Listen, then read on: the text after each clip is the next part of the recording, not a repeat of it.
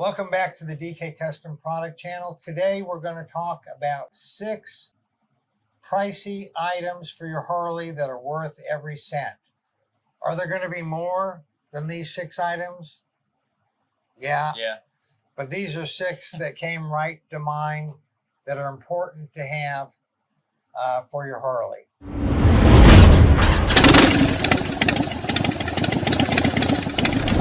Now, before we get started, we'd appreciate if you guys would like, comment, and subscribe because that really helps us out. Now, these particular modifications, or these things we're going to list, they're pricey in regards to what the item is, but it's definitely going to be something you get what you paid for. Every penny is going to be worth it.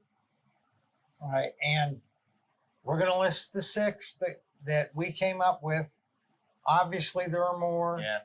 Things are going to come to your mind and go, oh, why didn't they say this or that? Yeah. Put it down in the comments below because other people watching the video are going to see what you put in the comments and it's going to help them out. And we may learn something new from your comment also. That's right. So please put in the comments below what other items there are that you feel are really worth it on your Harley. So let's get right into it with the first one, which is the Field Service Manual. Now, you may not think this is an expensive item, but it's a book. It's a $60 book. So in my opinion, that makes it an expensive book. I think they're like $75 or $85. Right. Yeah. So more expensive than a Harry Potter book. Yeah. So we're not talking about the manual that everybody gets with their bike. Right. This is just the basic manual that people get with their bike that has a lot of good information in it. We're talking about the Field Service Manual. This has a diagram of every single part in the bike, every nut and bolt. It has the part number, it has the torque value settings. It tells you if you want to take this off, you got to take these 5 things off before you can take this off. Exactly right. Everything is in here. I can't tell you how many times I've been on the forums where people ask, you know, what's the torque manual for this bolt? Yeah, exactly. You know, what's the part number for this bolt? Well, if you had this, well, if someone answers you, they're probably going to answer you because they have a field service manual. Right. And they took the time to look it up because you didn't have it. But this is invaluable to have. You can't really be working on your bike. Right. And honestly, you're not relying on the information from strangers on the internet. So next on the list for 6 pricey items for a Harley Davidson that are worth every cent, your helmet. So I know that prices, like anything, can vary. But if you've ever worn a cheap helmet and if you've ever worn an expensive helmet, you know you get what you pay for when it comes to a helmet. You know, if the helmet's comfortable, that you can ride for a lot longer without being encumbered by a big plastic, bulky feeling, this cheap Amazon helmet. So, you know, that to me is invaluable, a good helmet. Not only is it going to save your skull in the instance of an accident, it's just more comfortable and makes the ride more enjoyable. Right. So hopefully you never have to use the helmet for the purpose it's made for, which is to protect your noggin. But if you do, you want to have a helmet that's going to protect your noggin. We have a video that we've done on helmets we'll put up in the corner here. But like what Dwayne said, you want to be comfortable. You don't want to get fatigued from wearing your helmet. You don't want a big heavy thing hanging on your head. You want it to vent properly so your head stays cool and just overall not just squish your cheeks. And you know, you want it to be comfortable. You want it to be an enjoyable experience. You know, it's not fun wearing a helmet, but it can be, you can at least make it more, less undesirable. Right. And if you're, now some people don't believe in wearing helmets. That's their choice. Yeah. Okay. As long as they have insurance and aren't making me supplement their health care. But some people don't like wearing helmets. But some people are in states that don't require wearing a helmet, but they do believe that they should wear one. But if they don't have a comfortable one, and they're in a state that doesn't require it, they may end up going out and riding without a helmet because the helmet they have is uncomfortable. True. And then they're riding without a helmet when they really feel like they should be wearing a helmet. So helmet, a good helmet is a pricey item, but it's definitely worth every cent. Absolutely. Number 3 on the list are LEDs. Being seen and being able to see are very important. You don't want to get hit. I speak from experience. You don't want to get hit. Yeah. So the more that you are visible to other people, the better. And good LEDs, front, rear, side, will help you be seen. Right. They're not an end-all, be-all answer to being safe, but they definitely add to the safety. Yeah. And if they save you from one person hitting you, they're worth every penny. Right. And these make the list for expensive items because, as you can see on this late models 2019, it came with LEDs. And obviously you could supplement with more. A lot of the older models, incandescent bulbs are going to be cheaper to replace than LEDs. But if you upgrade to an LED, you spend that money, well worth it, every cent. Yeah, on a headlight, what you're talking about, but then like we have LED turn signals, we have LED front and rear. Like on this, we have the run, brake, turn below the tour pack that's LED. And everybody who rides behind me, almost everybody comments on how much more visible I am from that. And we'll put up on the screen some of the different LEDs we have. And I think we have a video that we'll put up in the corner about LEDs also.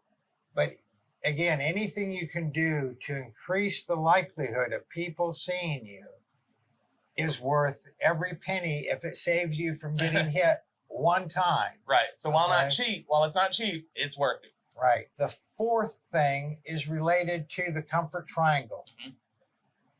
And we'll put up in the corner here a video to the comfort triangle. But the comfort triangle encompasses three things: hand placement, butt placement, foot placement. These next things that we talk about are related to being comfortable on your bike and following that comfort triangle. Right. And the first one is handlebar placement. Right. So while the handlebars themselves aren't expensive, the installation process and the things required, extending brake line, extending electronics, all that, especially if you have a dealership or a shop do it for you, the labor can rack up. So it can be an expensive modification, but worth every penny if you do it right. You get, we go over the comfort triangle, how to find what comfort position works best for you. We mentioned closing your eyes, holding your hands in front of you, wherever they may be, then correlate that into the bars you choose, the bars you purchase. Yeah, because most Harley dealerships are going to charge 6 hours of labor at somewhere around $100-$150 an hour. That doesn't include the wire extensions, cable extensions, hose extensions, or the handlebars. Or the bars, Yeah. So it definitely can get pricey, but the difference is you've spent $15, $20, $30, $40, even $50,000 on your bike, and then you ride it for 45 minutes or an hour, and your shoulders just start burning, between your shoulder blades burning. That's an indication that your handlebars are in the wrong place. Now, some people will get on a bike and the factory handlebars are in the perfect position for them. But far more, the vast majority of people, the factory handlebars are not in the ideal position for them. And so watch the comfort triangle video, get handlebars that are right for you. It is pricey, but you're not going to be tired, worn out, fatigued, and going, why am I even riding? It'll just be much more enjoyable overall if you're comfortable, which helps us transition to the next thing, your foot position. So the foot pegs you choose, that affects your position. Where they're positioned, where the foot pegs themselves or floorboards are positioned, that will affect your comfort level. So something small like a floorboard extension kit, just spacers that go between the frame and the floorboard assembly to space it out an inch or so, that makes a world of difference. Get your feet and legs away from the heat. It might get you a more optimal position ergonomically. Just overall, I think, and it's not a very expensive modification actually, so I don't even know why it's on the list, but worth every penny. Just an inch, as a lot of you are aware, can make a world of difference. So while the floorboard extensions technically shouldn't be on the list because they're not really expensive, I'll tell you what is expensive. Suspension upgrades. These bikes, the suspension that are on these bikes from the factory is really a one-size-fits-all. It's got to support a 120-pound lady rider, and it's got to support a 300-pound biker guy. Like, it just has to. So there's not much range of adjustability. You're not going to be able to dial in the factory suspension to your preferred setting for comfort or, your riding style. You can only get so much out of the factory suspension. So what you have to do, you upgrade the rear shocks. You don't want to go with some cheap Amazon, knockoff crap. It's not going to be any better, if not worse, than the factory suspension. Premium suspension is where it's at. A premium shock, a pro action shock, Olin's, something with a vast range of adjustability. The twin adjustable shocks we carry, the DK Next Gen shocks. If you have a range of adjustability, you're going to get them dialed into where you want them to be. And then, of course, there's a lot that goes into premium shocks, the valving, the spring rates, the materials used, hard anodized bodies. It gets really extensive. It gets really expensive, but it's worth every penny. Yeah, I can't tell you how many people I've talked to who are getting ready to sell their trikes, whether it's a tri-glide or a freewheeler, because the suspension is just so horrible from the factory on it. And then they got the next gen shocks and it's a completely different ride. And the same goes for two-wheel bikes. It's just more evident on the trikes because of the solid rear axle. Mm-hmm. But it literally will change. You'll feel like you're on a different bike when you go from the factory shocks to the next gen shocks or the twin adjustable shocks. We'll put down in the description a link to our front suspension report and our rear suspension report where we compare different front suspension and different shocks. Yeah. And you can see that for $300 or $400, you can get, a 30 or 40% improvement. For, $800 or $1,000, you can get a 100% improvement. Yeah. And so you can look at that. But suspension is I think suspension very pricey. Yeah. But when it's done right, it can make a world of difference. And I will point this out. The saying that you get what you pay for is true some of the times. And suspension, it's not true. Yeah. Because we've tested some very expensive suspension and we've tested some moderately expensive suspension. Done right, set up correctly with the right, add-ons and things like that. Yeah. That totally changed the ride of the bike. But then we've tested the same thing, some very expensive, very inexpensive suspension, and it didn't ride hardly any better than stock. You can spend a lot of money on suspension, front or rear, and be disappointed with it. So I recommend looking at that suspension report, which this is November 2022. We have been working on an update to our suspension reports for the last 6-7 months. It takes a long time because we got to test all these different suspensions on different bikes with different weights. We don't sell or push anything we've never tested. Like, we don't do that. Or tested and use on our own bike, because we test a lot of stuff that's crap. But so there will be an update to the suspension reports sometime in the next 2 months. We're getting very close to being done with all of our testing. And I recommend looking at that, because you don't want to spend money and not get a good improvement. Number 6, that's expensive but worth every cent. What is that? And it's not a particular item. It's more so an action that leads to purchasing several items. And that's getting rid of all the EPA just bull crap.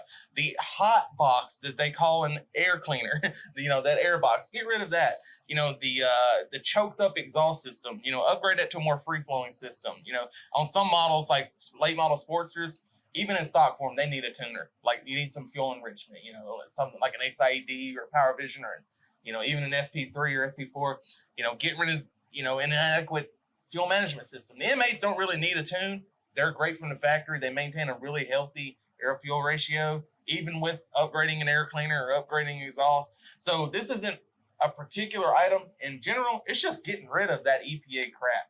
Yeah, and one of the biggest things is you don't want to be feeding all that hot, oily, oxygen-depleted air into your intake which is going to carbon up your piston tops, which is going to then change your compression ratio, Right. which is then going to make your tune that used to make your bike run good, not a good tune anymore because you now have higher compression than you had previously. And so now the tune's no good. It's accelerating the wear and tear on your bike. It's depleting, it's making it not have as much power. So definitely it increases the heat. So, there's a comfort aspect to it. There's a performance aspect to it. There's engine longevity to take into account. So yeah, just get rid of it, upgrade it, more free-flowing air cleaner, free-flowing exhaust. If you need to optimize fuel management, get the bike tuned or add a tuner, and your bike will be much more healthy and much more enjoyable. Yeah, and we'll put a whole video on that subject up in the corner here. Yeah. So those are the 6 things plus a bonus. Yeah. So by no means a comprehensive list. And I know there's people out there watching this saying, why didn't they mention this? Why didn't they mention a seat? Why didn't they mention that? So mention it for us. Leave us a comment. It'd help us out.